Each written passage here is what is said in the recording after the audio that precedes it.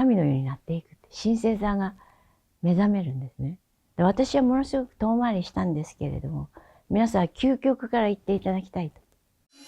瞑想の聖地インドで修行者1億人の頂点に立つ史上初の女性、ヨガの母ヨグマタ相川恵子が送る人生の羅針盤。今回のテーマは、こんにちは、ヨグマタです。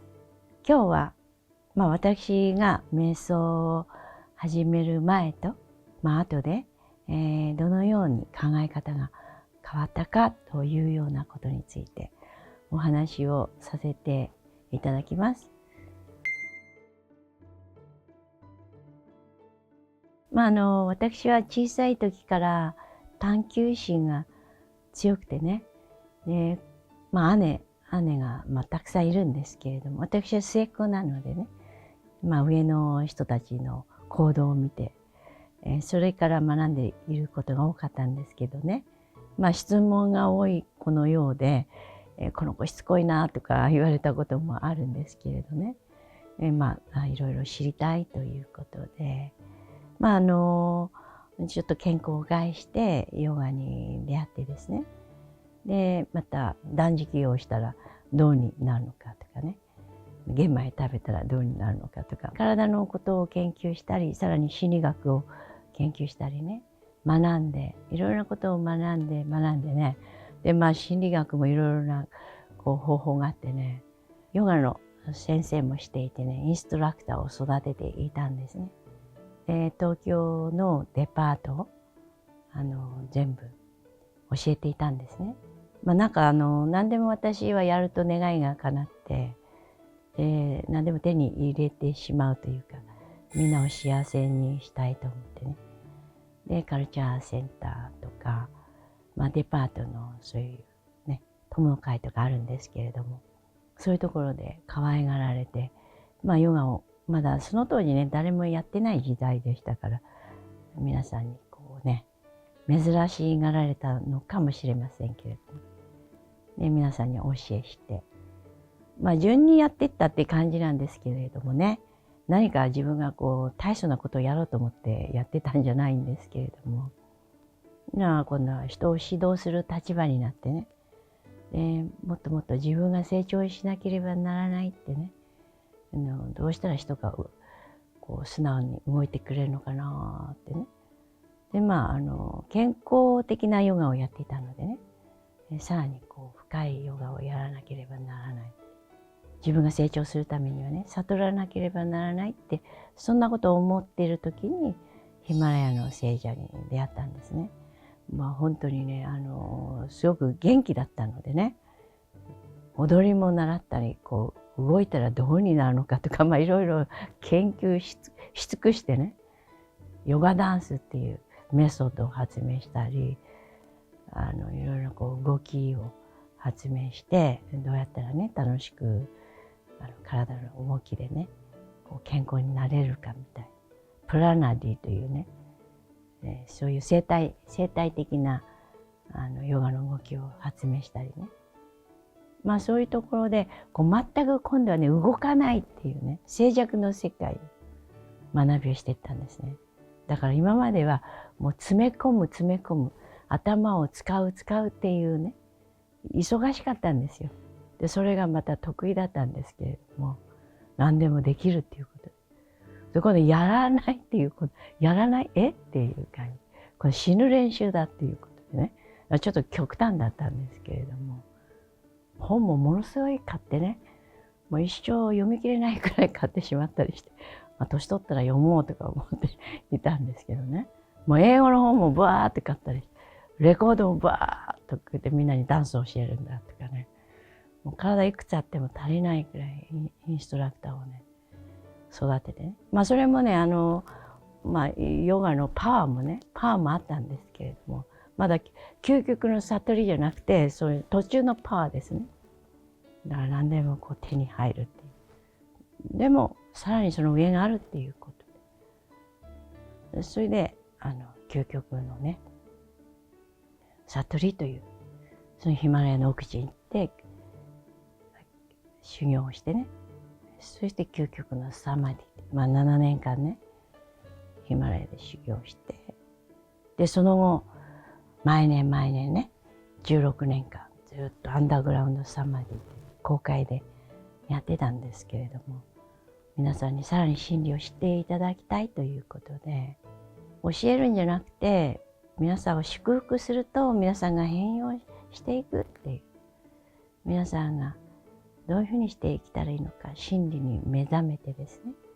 で私はものすごく遠回りしたんですけれども、皆さんは究極から言っていただきたいと、そういうふうに惜しげなくね、日本にない教えをね持ち帰って、内側を清めて、そして完全に表のね、こう表っていうか外側をねきれいにするっていういろいろなメソッドがあると思うんですけどね。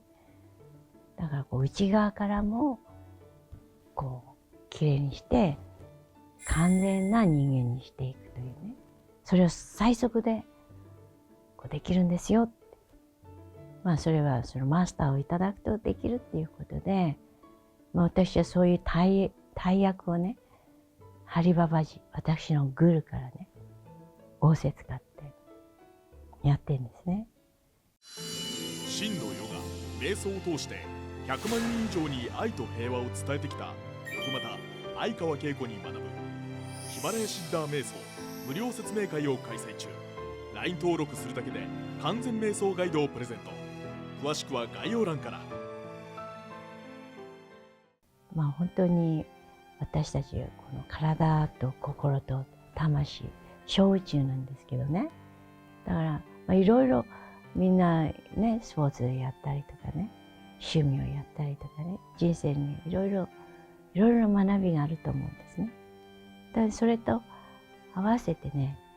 私たちが忘れてしまったね源につながって応援をいただいてね、こう愛をいただいて安らぎをいただいてね、知恵をいただいていくとね、すごくね楽にね生きられるんですね。で次第に気づきが深まってね、そしてこうなんだっていうことでね悟っていくことができるのでね、ぜひそういうプラクティス、ヒマラヤシッダー瞑想を始めていただけたらなと思います。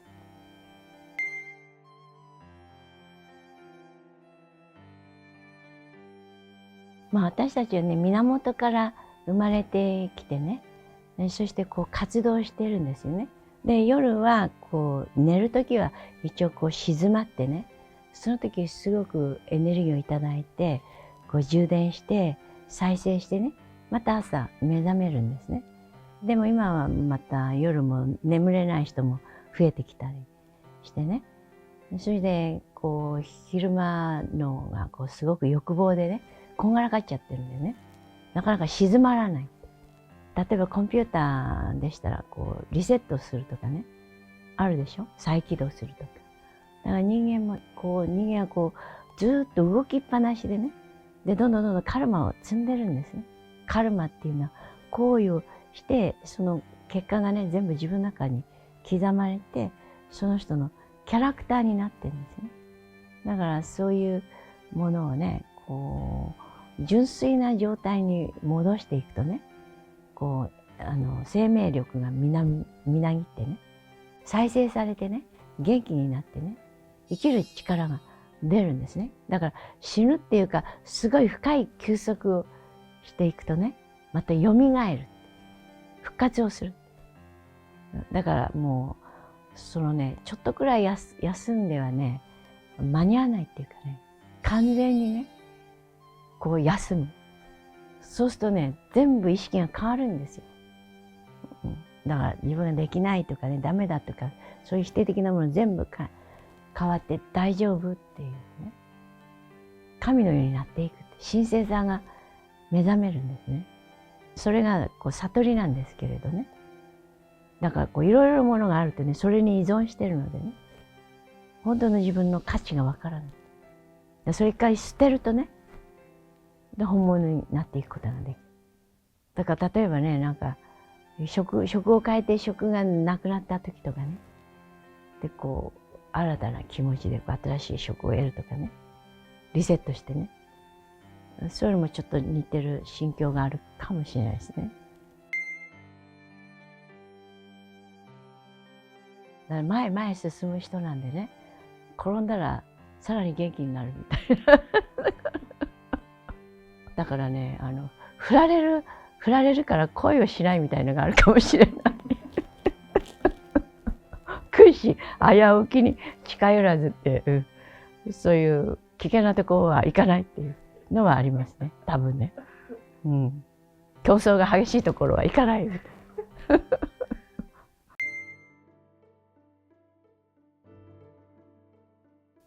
大役をね仰せ使って、皆さんが幸せになりね、この世界が平和になるように、ヒマラヤのね5000年の歴史のそうした教えに出会ってね、でそれは全ての宗教のルーツであってね、仏教とかね、お釈迦様もそうしたところに学んでね、瞑想とか行事ましたので、ヒマラヤまでも行かなくても今日本で皆さんがね私に出会ってね、皆さんの小宇宙を磨いてね、日本がねさらに元気になるように、皆さんの中にねまだ未知の力がありますので、ね、そうしたものを目覚めさせて、そのお手伝いをさせていただきたいと思います。よろしくお願いします。